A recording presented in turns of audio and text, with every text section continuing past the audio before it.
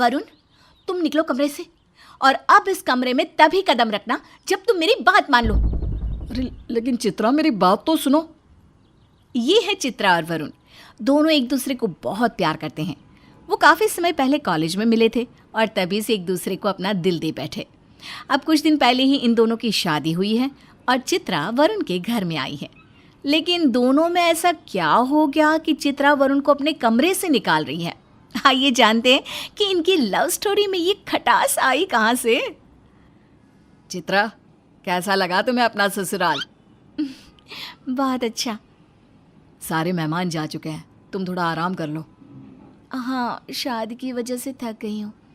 अच्छा वरुण, मुझे टॉयलेट जाना है, कहाँ है? वो घर के पीछे वाले हिस्से में। आओ, मैं ले चलता हूँ तुम्हें। चित्रा वरुण के पीछे पीछे चल देती है। सॉरी चित्रा, हमारे घर में ना कॉमन टॉयलेट है। वैसे टॉयलेट कॉमन होने नहीं चाहिए, लेकिन कोई बात नहीं, मैं एडजस्ट कर लूँगी।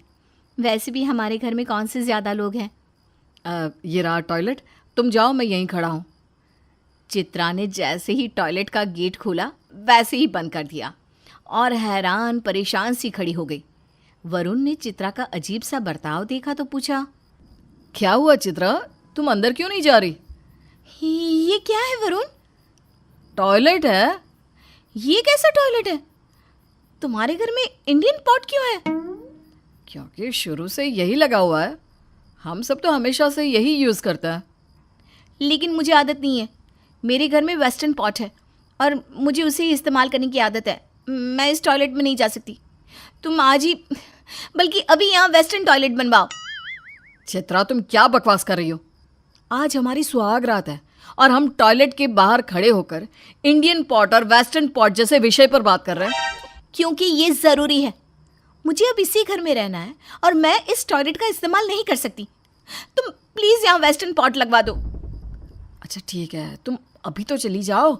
अभी इतनी रात को मैं मजदूर कहाँ से लाऊंगा, वेस्टर्न पॉट कहाँ से लाऊंगा? कल बात करते हैं इस बारे में। वरुण के बहुत समझाने पर चित्रा चली जाती है और रात भर सिर्फ टॉयलेट के बारे में ही बात करती है। सुबह उसके मायके वाले उसे लेने आते हैं तो वो वरुण से कहने लगी, देखो वरुण, मैं अपने मायके जा रही हूँ और तुम मुझे तभी लेने आना जब तुम वेस्टर्न टॉयलेट बनवा दो।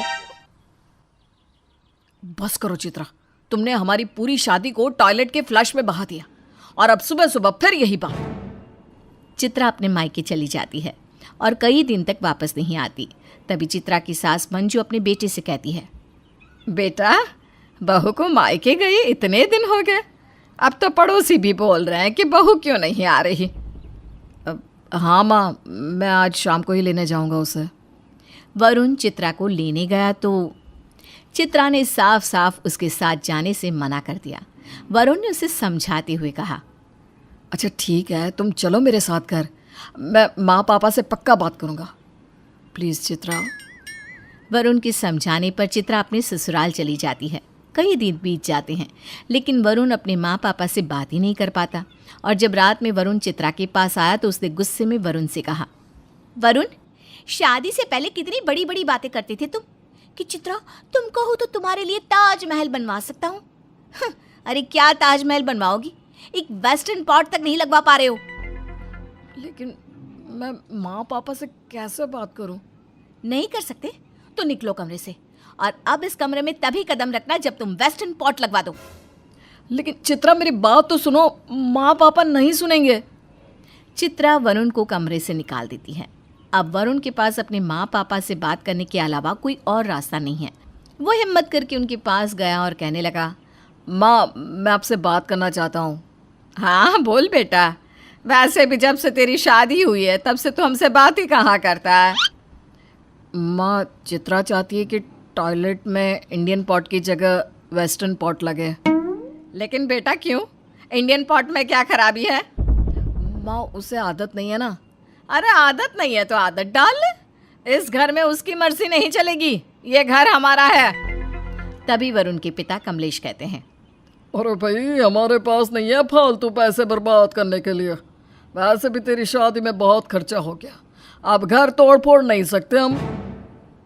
पापा, तोड़ फोड़ नहीं करानी है, बस टॉयलेट सीट ही बदलवानी है, ज़्यादा पैसा नहीं लगेगा। जोरों के गुलाम, जाता है या नहीं यहाँ से? अपनी बीवी की बातों में आकर तू हमें बता रहा है कि क्या सही है क्या गलत। जाकर अपनी बीवी के पैर दबा, हमारा दिमाग खराब करने की जरूरत नहीं है। वरुण चुपचाप वहाँ से चला गया। अब वो बहुत परेशान है क्योंकि उसके माता पिता उसकी बात समझ नहीं रहे और बीवी उसे कमरे में घुसने नहीं दे रही। अगले दिन चित्रा टॉयलेट से निकल कर आई तो पूरी तरह पसीने में भीगी हुई थी। उसकी सास ने उसे देखा तो पूछा, अरे बहू, तू टॉयलेट से आ रही है या जंग लड़ के आ रही है? इतने पसीने क्यों आ रहे हैं तुझे? माँ, मुझे इंडियन टॉयलेट की आदत नहीं है, मैं बहुत थक जाती हूँ, तभी तो आपसे कह रही हूँ कि ये सीट है, इसे चेंज करवा दीजिए। बस घुमा फिरा कर सारी बात टॉयलेट की सीट पर आकर रुक जाती है। आजकल की लड़कियों के शौक बड़े हैं, ससुराल में आते ही डिमांड करने लग जाती है। अरे मुझे तो अभी तक समझ में नहीं आ रहा कि तुम ये बेतुकी डिमांड कर क्यों रही हो। माँ, ये बेतुकी डिमांड नहीं है और ना ही शौक है, ये मेरी ज़रूरत है, और ज़रूरत से भी ज़्यादा बात आदत की है। मुझे आदत नहीं है इंडियन टॉयलेट की। चित्रा वहाँ से चली जाती है और अगले दिन चित्रा के माता पिता उससे मिलने आते हैं। अरे बहन जी, भाई साहब, आप, हमारे तो भाग ही खुल गए कि आप दोनों यहाँ पधारे। आइए आइए बैठिए। कैसी हो बहन जी आप, और बाकी सब कैसे हैं? अरे ठीक है हम सब तो, आप बताइए। चित्रा, हम तुम्हारे लिए एक छोटा सा गिफ्ट लाए हैं, ये लो। चित्रा के माता पिता ने उसे गिफ्ट दिया। वो थोड़ी देर रुके और चले गए। जब चित्रा ने वो गिफ्ट खोला तो चित्रा की सास और ससुर उसे गुस्से से बोले, ये क्या है? तेरे माँ बाप को शर्म नहीं आई ये वेस्टर्न पॉट गिफ्ट करते हुए? बहू, तुम हमारे घर की बातें अपने माँ बाप को भी बताती हो? ये अपने माँ बाप को वापस दे देना, बोलना हमें नहीं लगाना ये घर में। बहू, हमें तो ये समझ में नहीं आ रहा कि तुम्हें इंडियन पॉट से प्रॉब्लम क्या है। हमारे पूर्वज भी इसी तरह के टॉयलेट यूज़ करते थे और हम भी बचपन से यही इस्तेमाल कर रहे हैं। हमें तो आज तक कोई परेशानी नहीं हुई। पता नहीं तुम क्यों इतना ड्रामा कर रही हो।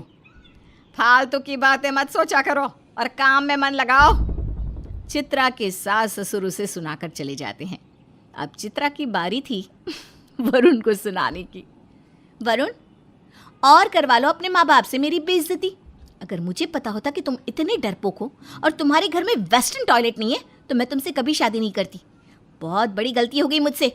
आज की बात मुझसे कभी बात मत करना। चित्रा वरुण से बात करना बंद कर देती है। एक दिन वरुण अपने माता पिता को बिना बताए वेस्टर्न पॉट लगवा ही देता है। इस बात से उसकी पत्नी तो खुश हो जाती है, लेकिन उसके माता पिता को बहुत दुख होता है। अब वो वरुण से नाराज हो जाते हैं। तुझे हमारी बात की कोई परवाह है या नहीं? जब हमने मना किया था वेस्टर्न पॉट लगवाने के लिए तो तूने हमारी बात क्यों नहीं सुनी? ये सब इसकी बीवी की वजह से हुआ है। जब से वो आई है गुलाम बन गया है, गुलाम। चला जा हमारी नजरों के सामने से। अरे जा, अपनी बीवी के पल्लू के पीछे छुप जा। वरुण अपने माँ बाप की डांट खाकर चला जाता है। तभी मंजू की माँ अपने पति से कहती है, आज आप बहुत जोर से बोल रहे थे, अब थकान नहीं हो रही आपको? वो क्या है ना, रोज़ टॉयलेट से निकलने के बाद थकान हो जाती थी। मुझे काफ़ी देर लग जाती है ना टॉयलेट में, लेकिन आज सुबह से अच्छा लग रहा है। वैसे तुम्हारे घुटने में आज दर्द नहीं हुआ होगा शायद? हाँ, नहीं हुआ। वो क्या है ना, वेस्टर्न टॉयलेट में बैठने में आसानी होती है, इसलिए घुटने में दर्द नहीं हुआ। लेकिन मुझे ना वरुण पर बहुत गुस्सा आ रहा है। अरे अपनी बीवी के सामने हमें कुछ समझता ही नहीं वो। इस तरह वरुण अपनी बीवी के लिए अपनी माँ और पिता के खिलाफ जाकर वेस्टर्न टॉयलेट बनवाता है। हालांकि उस टॉयलेट से वरुण के माता पिता को भी आराम है, लेकिन वो अपने झूठे अहंकार और इज्जत की वजह से अपने बेटे और बहू की बात नहीं सुनते। कल्पना की एक ही बहू थी, परी। इसलिए कल्पना चाहती थी कि परी का होने वाला बच्चा लड़का ही हो, पर अफसोस परी का पहला बच्चा लड़की होती है। अपनी पोती को देखकर कल्पना और उसका पूरा परिवार दुखी हो जाता है। बहू, तुझसे एक पोता मांगा था और तूने पोती थमा दी। अरे क्या करेंगे हम पोती को लेकर? जानती है ना, लड़का ही घर का वारिस होता है। परी, तुम्हें कोशिश करनी चाहिए थी कि तुम एक लड़के को जन्म दो। जानती हो ना, सभी घर वालों की आस तुमसे ही जुड़ी थी। मैं सब समझ रही हूँ आप सब क्या कहना चाहते हैं, पर इसमें मेरी क्या गलती है? ये सब कुछ मेरे हाथों में तो नहीं था ना। बहू, सब कुछ तेरे ही हाथों में था। एक माँ के ही हाथ में तो होता है कि वो लड़की को जन्म दे या लड़के को। इस तरह से सभी घर वाले परी को ही ताने देकर वहाँ से चले जाते हैं। बेचारी परी बहुत दुखी हो जाती है और वो अकेले ही अपनी बेटी की देखभाल करती है। नितिन, गुड़िया का दूध खत्म हो गया है, शाम को आते हुए दूध भी ले आना। बेटा होता तो मैं लेकर आता, पर बेटी है, इसलिए तुम खुद अपनी बेटी की देखभाल करो। मुझसे उम्मीद रखने की कोई ज़रूरत नहीं है। इतना बोलकर नितिन ऑफिस के लिए चला जाता है। अब परी घर में रखे हुए दूध में पानी मिलाकर अपनी बेटी को पिलाती है। नमस्कार दोस्तों, आगे बढ़ने से पहले मैं आपको सबसे ट्रस्टेड ब्रांड लोटस 365 के बारे में बताना चाहता हूँ, जिसके ब्रांड एम्बेसडर काजल अग्रवाल, नवाजुद्दीन सिद्दीकी, उर्वशी राउटेला है। ये सबसे पुरानी गेमिंग कंपनी में से एक है जो 2015 से भारत में एक्टिव है। यहाँ आपको क्रिकेट, फुटबॉल, टेनिस आदि के अपडेट मिलते हैं। आप यहाँ 1000 प्लस लाइव गेम्स भी खेल सकते हैं और अमेजिंग रिवॉर्ड्स जीत सकते हैं। इस प्लेटफॉर्म पर आपको बेस्ट ऑफर्स और प्रमोशंस भी मिलते हैं। साथ ही सबसे अच्छी बात यह है कि इसमें 7 1-to-1 कस्टमर सपोर्ट है। तो आप किसका इंतज़ार कर रहे हैं? अभी खेलें और iPhone 13, royal Enfield, Samsung Galaxy S22 ultra जैसे एक्साइटिंग गिव अवेज के साथ बोनस ऑफर का लाभ उठाएं। इसी तरह से अकेले ही परी अपनी बेटी का पालन पोषण करती है और देखते ही देखते गुड़िया 5 साल की हो जाती है। दादी, दादी, मुझे भी आपके साथ घूमने जाना है। मुझे भी अपने साथ बाहर ले चलो ना। कल मुही कहेगी मेरा पीछा छोड़। कितनी बार बोला है ना कि मेरे पीछे मत आया कर। मैं कोई तेरी दादी वादी नहीं हूँ। गुड़िया बेटा, दादी को तंग नहीं करते तो मेरे पास आ जाओ। आ जाओ बेटा, आज हम दोनों स्कूल जाएंगे तुम्हारा एडमिशन करवाने। पढ़ाई करोगी ना? हाँ, कोई ज़रूरत नहीं है इसे पढ़ाने की। पैसे पेड़ पर नहीं उगते, समझी? पर माँ जी, अब गुड़िया बड़ी हो गई है, इसका स्कूल जाना ज़रूरी है। मैंने कह दिया ना, गुड़िया स्कूल नहीं जाएगी मतलब नहीं जाएगी। इतना बोलकर कल्पना गुस्से में घर से चली जाती है। पर परी अपनी बेटी का भविष्य बनाना चाहती थी, इसलिए वो घर वालों के खिलाफ जाकर अपनी बेटी का एडमिशन करवा देती है। परी, मैंने अभी कुछ दिन पहले ही तुम्हें राशन के लिए पैसे दिए थे, फिर तुम दोबारा राशन के लिए पैसे क्यों मांग रही हो? मैंने उन पैसों से गुड़िया का एडमिशन करवा दिया। गुड़िया अब बड़ी हो रही है ना, उसका स्कूल जाना ज़रूरी है। अगर तुम्हारी बेटी तुम्हारे लिए इतनी ही ज़रूरी है तो एक काम करो, हम लोगों को रोड पर बिठा दो और अपनी बेटी की परवरिश रानी की तरह करो, ठीक है? इस तरह से नितिन भी परी पर नाराज़ हो जाता है, पर परी कुछ नहीं कहती। वो चुपचाप सबके ताने सुनती रहती। समय यूं ही गुजरता है और एक बार फिर परी को पता चलता है कि वो गर्भवती है। अरे ये तो बहुत बड़ी खुशखबरी दी है बहू। पिछली बार की तरह इस बार तो बेटी मत पैदा करना। अपना पूरा ख्याल रखना और कोशिश करना कि लड़का ही हो। हाँ परी, माँ बिल्कुल सही कह रही हैं। अगर इस बार तुमने लड़के को जन्म दिया ना, तो मैं गुड़िया का ख्याल वैसे ही रखूँगा जैसा तुम चाहती हो।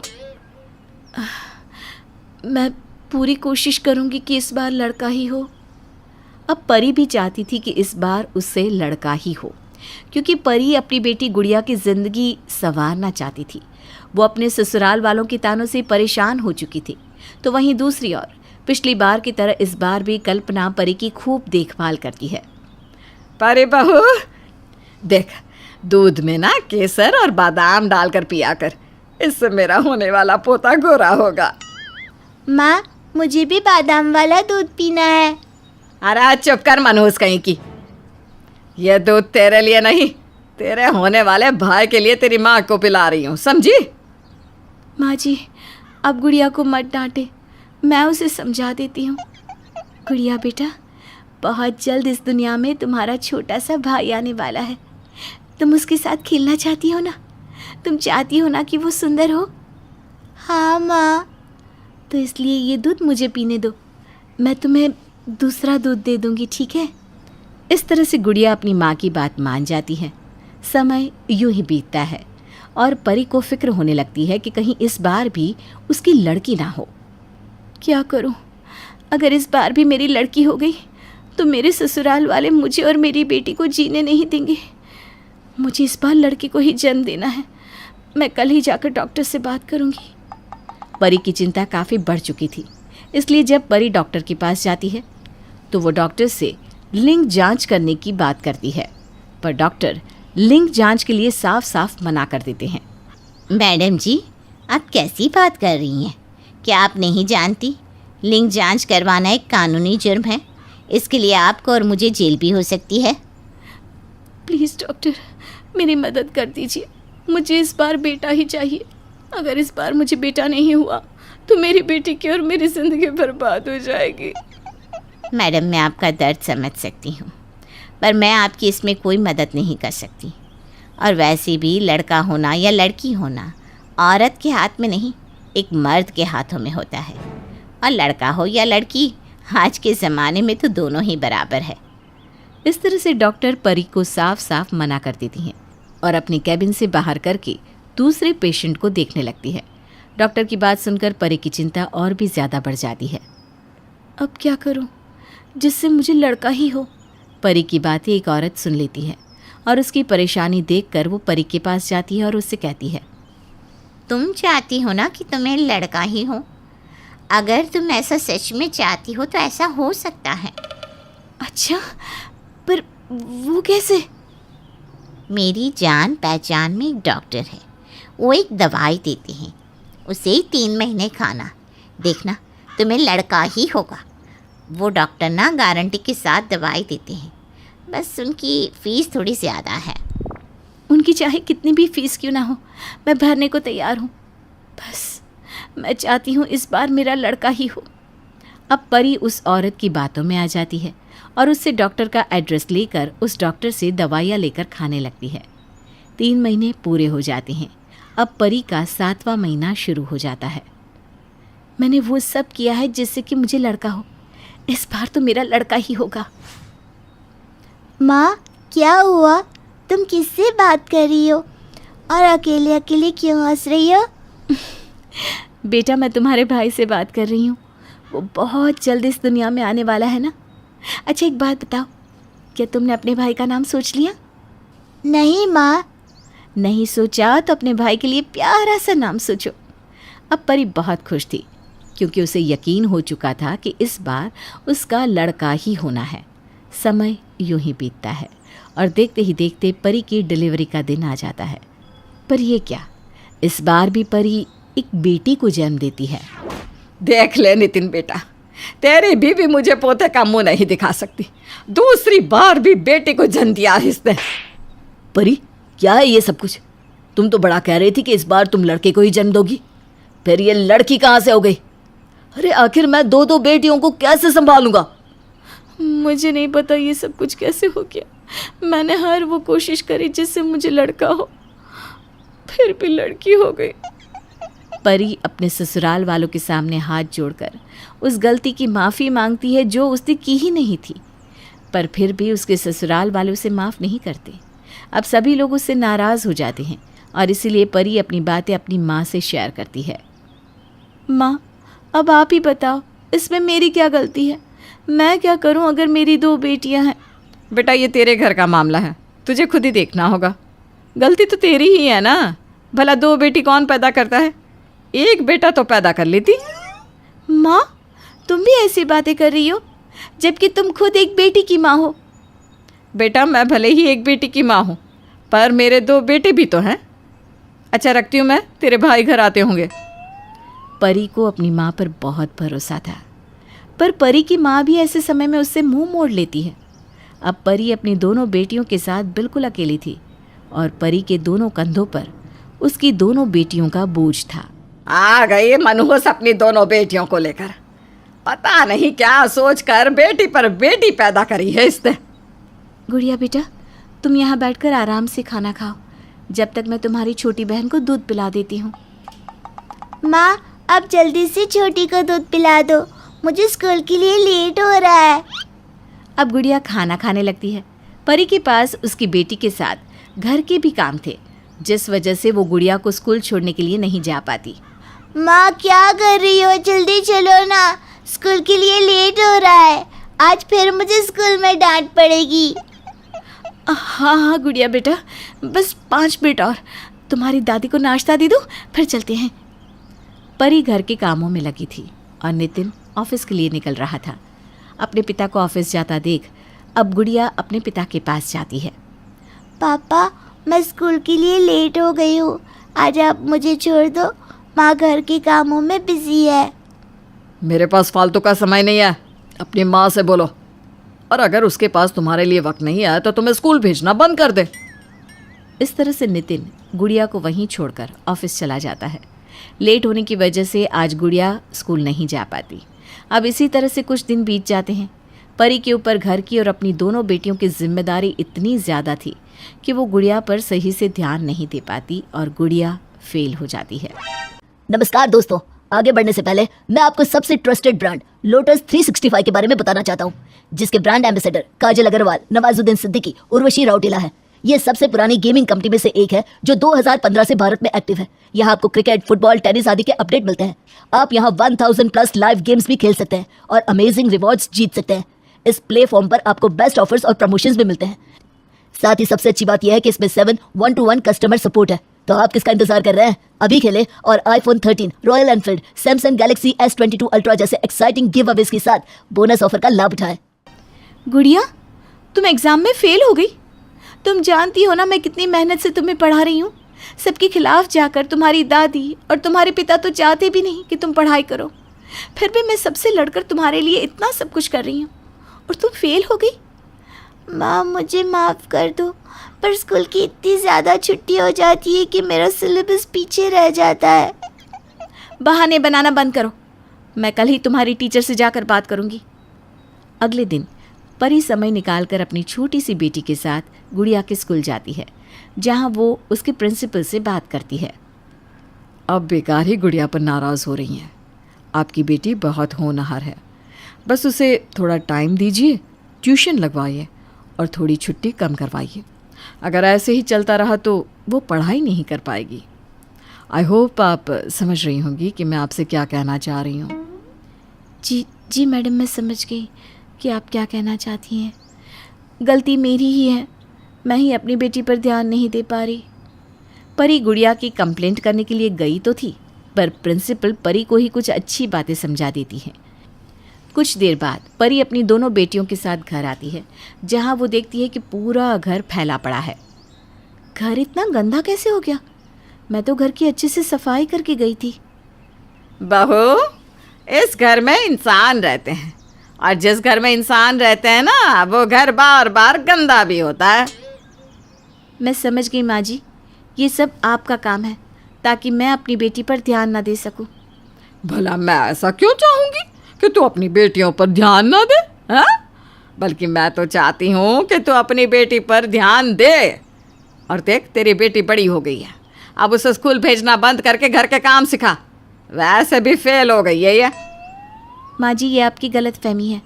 मैं अपनी दोनों बेटियों में से किसी से भी घर का काम नहीं करवाऊंगी और मैं अब अपनी दोनों ही बेटियों पर ध्यान दूंगी, चाहे ये घर इस तरह से बिखरा ही क्यों ना रहे। इतना बोलकर परी अपनी दोनों बेटियों के साथ अंदर चली जाती है।